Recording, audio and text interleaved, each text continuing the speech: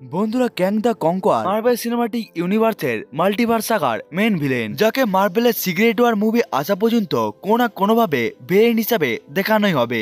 এমনকি ক্যাং মার্বেলের সব থেকে পাওয়ারফুল ভিলেনের মধ্যেও একটি। এই জন্য এর আমরা যেই সমস্ত ভেরিয়েন্টকে মার্বেল কমিক, অ্যানিমেটেড সিরিজ এবং মুভির মধ্যেও দেখানো হয়েছিল, ওই সমস্ত ভেরিয়েন্ট গুলো অনেকটাই বেশি পরিমাণে শক্তিশালী ছিল।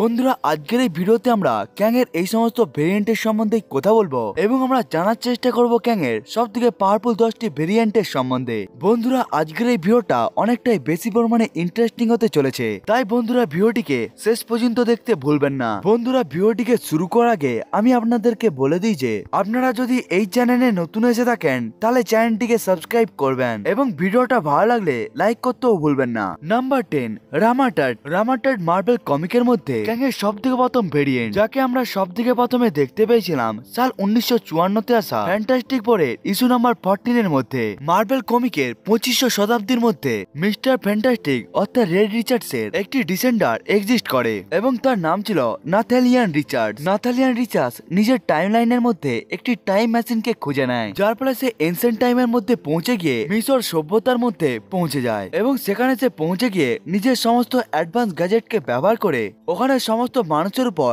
রাজ করতে থাকে এবং এরপরে সে তাদের ফেরতেও পরিবর্তন হয়ে যায় এবং এরপরে তাকে বলা হয় রামাট্যাড। রামাট্যাড ওখানে অনেক বছর ধরে রাজ করছিল, কিন্তু কিছু সময় পর ওখানে ফ্যান্টাস্টিক ফোর চলে আসে এবং এরপরে তারা ওখান থেকে রামাট্যাডকে তাড়িয়ে দেয়। নাম্বার 9, হিউ রিমেন্স। বন্ধুরা, যেমন ভাবে রামাট্যাড হলো মার্বেল কমিকের মধ্যে ক্যাং এর প্রথম ভেরিয়েন্ট, তেমন ভাবে মার্বেল সিনেমাটিক ইউনিভার্সের মধ্যে ক্যাং এর প্রথম ভেরিয়েন্টের নাম হলো হিউ রিমেন্স এবং হিউ রিমেন্সকে আমরা সব থেকে প্রথমে দেখতে পেয়েছিলাম সাল 2021-এ আসা লোকি সিরিজের শেষ এপিসোডের মধ্যে। হিউ রিমেন্স 35 শতাব্দী থেকে বিলংস করে, যে নিজের ইউনিভার্সের সাথে সাথে নিজের ইউনিভার্সের মধ্যে রাখা আরো নিজের অনেকগুলো ভেরিয়েন্টের সম্বন্ধেও জানে এবং যখন হিউ রিমেন্স এই সমস্ত কিছু সম্বন্ধে জানতে পেরে যায়, তখন সে নিজের জন্য অ্যাডভান্স গ্যাজেটকে বানিয়ে নেয় এবং এরপরে সে ওই গ্যাজেটকে ব্যবহার করে নিজের অনেকগুলো ভেরিয়েন্টের সাথেও দেখা করতে থাকে। কিন্তু যখনই তার সমস্ত ভেরিয়েন্টের মধ্যে একেবারে লড়াই শুরু হয়ে যায়, তখন হিউ রিমেন্স নিজের জন্য একটি সিক্রেট টাইমলাইনকেই বানিয়ে নেয় এবং ওই secret টাইমলাইনকে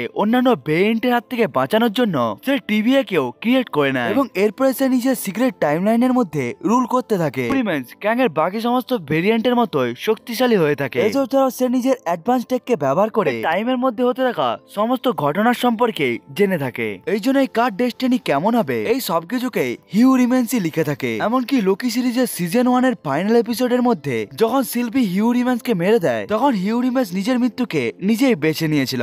number 8, iron lad. Iron lad হলো ক্যাং এর সব থেকে ইয়ং ভেরিয়েন্ট, যাকে আমরা সব থেকে প্রথমে দেখতে পেয়েছিলাম মার্বেল কমিকে ইয়ঙ্গার অ্যাভেঞ্জারের ইস্যু নাম্বার 1 এর মধ্যে। আয়রন ল্যাড ক্যাং এর অন্যান্য ভেরিয়েন্টের মতো সুপার ভিলেন নয়, বরং ক্যাং এর এই ভেরিয়েন্টটি হলো একটি সুপার হিরো, যে সুপার হিরোদের সাথে সাথে সে একটি ইয়ঙ্গার অ্যাভেঞ্জার টিমকেও বানিয়েছিল। আসলে ফিউচারের ক্যাং ডিসাইড করে নাই যে সে অতীতে চলে গিয়ে সে ইয়ঙ্গার ন্যাথালিয়ান রিচার্ডের সাথে দেখা করবে এবং এরপরে সে নিজের ফিউচারের সম্বন্ধেও তাকে বলে দিবে কেমন ভাবে সে আগে গিয়ে ক্যাং দ্য কনকোয়ারের পরিবর্তন হয়ে যাবে এবং সে কিভাবে টাইমলাইনকে কনকোয়ার করে নিবে সেটিকেও সে বলে দেয়। এবং ক্যাং দ্য কনকোয়ার এটাকে এই জন্য করেছিল যাতে ন্যাথালিয়ান রিচার্ডস খুব তাড়াতাড়ি ক্যাং এ পরিবর্তন হতে পারে। কিন্তু ক্যাং যখন ন্যাথালিয়ান রিচার্ডসকে সমস্ত সত্য কথা বলে দেয়, তখন ন্যাথালিয়ান নিজের ভবিষ্যৎকে জেনে সে নিজেকে ঘৃণা করতে থাকে এবং সে নিজের ভবিষ্যৎকে পরিবর্তন করার জন্য সে একটি সুপার ভিলেনের জায়গায় সে একটি সুপার হিরোতে পরিবর্তন হতে চেয়েছিল। এরপরে সে আয়রন ম্যান থেকে ইন্সপায়ার হয়ে গিয়ে পরিবর্তন হয়ে যায় আয়রন ল্যাডে।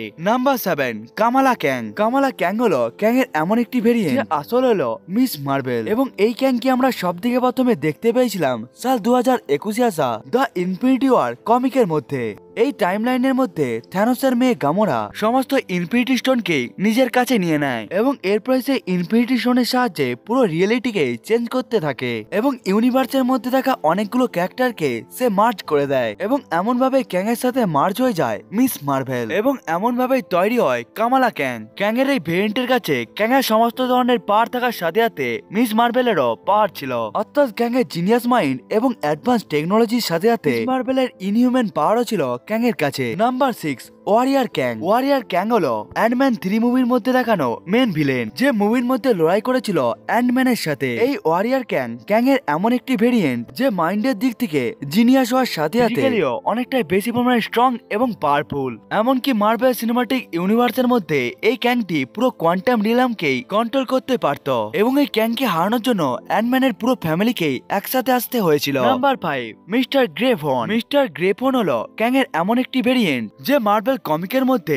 টাইম ট্রাভেল করতে করতে প্রেজেন্ট টাইম লাইনের মধ্যে চলে আসে, এবং এরপরে সে ওই টাইম লাইনের মধ্যে ফেসেও যায়, এবং সে প্রেজেন্ট টাইমের মধ্যে থেকেই সে ক্যাং এন্টারপ্রাইজ নামক খুবই বড় একটি কোম্পানিকেও খোলে, এবং এরপরে ক্যাং এর ওই ভেরিয়েন্টটি ওই কোম্পানিটির সিইও তেও পরিবর্তন হয়ে যায়। মিস্টার গ্রিফন অনেকটাই বেশি পরিমাণে ইন্টেলিজেন্ট ছিল, এসব ছাড়াও সে মেকানিক, রোবোটিক এবং সে বিভিন্ন ফিল্ডে একেবারে এক্সপার্টও ছিল। এই জন্যই যখন অ্যাভেঞ্জারের সাথে মিস্টার গ্রিফিনের লড়াই হচ্ছিল, তখন মিস্টার গ্রিফিন নিজের জিনিয়াস মাইন্ডকে ব্যবহার করে ভিশনকে নিজের কন্ট্রোলে করে নেয়, এবং এরপরে সে ভিশনকে অ্যাভেঞ্জারের বিরুদ্ধে ব্যবহার করতে থাকে। নাম্বার 4, লর্ড ইমোটাস অর্থাৎ ইমোটাস ক্যাং এর সব থেকে ওল্ড ভেরিয়েন্টদের মধ্যে একজন হয়ে থাকে। ক্যাং এর ভেরিয়েন্টটি সমস্ত টাইমলাইনকেই কঙ্কার করে নিয়েছিল, এমনকি অনেকটা সময় ধরে অনেকগুলো টাইমলাইনকে রুল করার জন্য সে এইসব থেকে অনেকটাই বোর হয়ে যায়। এই জন্যই ইমোটাস এটা সিদ্ধান্ত নেয় যে এখন থেকে সে টাইমলাইনের উপর রুল করার জায়গায় সে শুধুমাত্র বসে ওই সমস্ত টাইমলাইনগুলোকে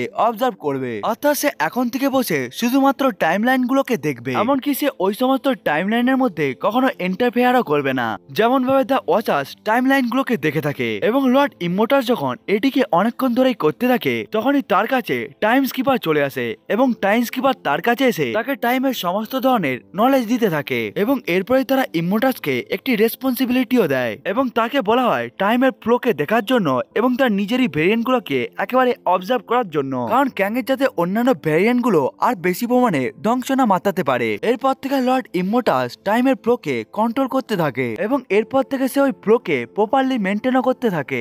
নাম্বার 3, ডুম দা অ্যানাইলেটিং কনকোয়ার। এই স্টোরি লাইনের মধ্যে আয়রন ল্যান্ড যখন এটিকে জানতে পেরে যায় সে একটি সুপার ভিলেনে পরিবর্তন হওয়ার জায়গায় সুপার হিরোতে পরিবর্তন হওয়ার জন্য পুরো টাইমলাইনই একেবারে পরিবর্তন হয়ে যাচ্ছে, এই জন্যই টাইমলাইন যেমনটা হওয়া উচিত তেমনটা হচ্ছিল না। এই জন্যই আয়রন ল্যান্ড টাইমলাইনকে ঠিক রাখার জন্য ক্যাং এ পরিবর্তন হয়ে যায়, এবং এরপরে সে অ্যানাইলাস এবং ডক্টর ডুমের সাথে মার্জ হয়ে গিয়ে সে পরিবর্তন হয়ে যায় ডুম দ্য অ্যানাইলেটিং কনকোয়ারের মধ্যে। ক্যাং এর এই ভেরিয়েন্টটি অনেকটাই বেশি পরিমাণে শক্তিশালী ছিল, কারণ এই ক্যাং এর কাছে ক্যাং, ডক্টর ডুম এবং এনাইলাসের পাওয়ার ছিল, কিন্তু মার্ভেল কমিকের মধ্যে ফ্যান্টাস্টিক ফোরের পুরো টিম একসাথে এসে এই ক্যাংকেও হারিয়ে দেয়। নাম্বার 2, স্কারলেট সেঞ্চুরিয়ানকে আপনারা ক্যাং এর সব থেকে পাওয়ারফুল ভেরিয়েন্টদের মধ্যে একটি মনে করতে পারেন, এবং পাওয়ারফুল হওয়ার সাথে সাথে সে ক্যাং এর সব থেকে ডেঞ্জারাস ভেরিয়েন্টদের মধ্যেও একজন। ক্যাং এর এই ভেরিয়েন্ট অর্থাৎ স্কারলেট সেঞ্চুরিয়ান বিলংস করে আর্থ 6311 থেকে, এবং এই স্টোরি লাইনের মধ্যে যখন ক্যাং এনসেন্ট ইজিপ্ট থেকে পালানোর চেষ্টা করছিল,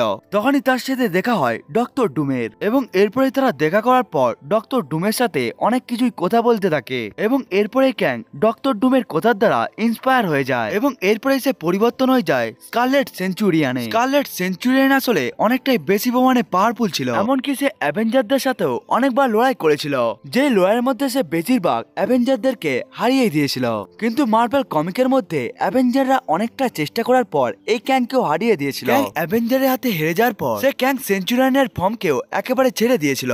number 1, ক্যাং the conquer and the time eater. Number 1 এ আমাদের কাছে ক্যাং এর একটি মাত্র ভেরিয়েন্ট নয়, বরং দুটো ভেরিয়েন্ট রয়েছে, যাদের নাম হলো ক্যাং দ্য কনকোয়ার এবং Time Eater. Kang the Conqueror Kang এর সেই ভেরিয়েন্ট যে সমস্ত টাইমলাইনকে একেবারে কনকোয়ার করতে সাকসেসফুল হয়ে গিয়েছিল, এবং সে একাই মাল্টিভার্স ওয়ার্ল্ডকে জিতে সমস্ত টাইমলাইনের উপরে রুল চালাতে থাকে। অন্যদিকে যদি আমরা টাইম ইটারের সম্বন্ধে কথা বলি, টাইম ইটারও ক্যাং এর সব থেকে পাওয়ারফুল ভেরিয়েন্টদের মধ্যে একজন। আসলে টাইম ইটার ক্যাং এর সেই ভেরিয়েন্ট যে গ্যালাক্টাসের পাওয়ারকেও কনজিউম করে নিয়েছিল, এবং গ্যালাক্টাসের কসমিক পাওয়ারকে একেবারে পেয়ে যাওয়ার পর সে গ্যালাক্টাসকেও একেবারে মেরে দেয়, এবং মাল্টিভার্সের মধ্যে সে ট্রাভেল করার সময় সে যতগুলো গ্যালাক্টাসকেই দেখতে পেয়েছিল সে সমস্ত গ্যালাক্টাসদেরকেই একেবারে মেরে দিয়েছিল, এবং এরপরে সে সমস্ত টাইমলাইনকে কনকোয়ার করে রুল করতে থাকে, এবং এরপরে তার নাম দেওয়া হয় টাইম ইটার বলে। বন্ধুরা, এটি ছিল ক্যাং এর সব থেকে পাওয়ারফুল 10টি ভেরিয়েন্ট। বন্ধুরা, আজকের এই ভিডিওটা আপনাদেরকে কেমন লাগলো সেটিকে আপনারা কমেন্ট করে বলতে ভুলবেন না।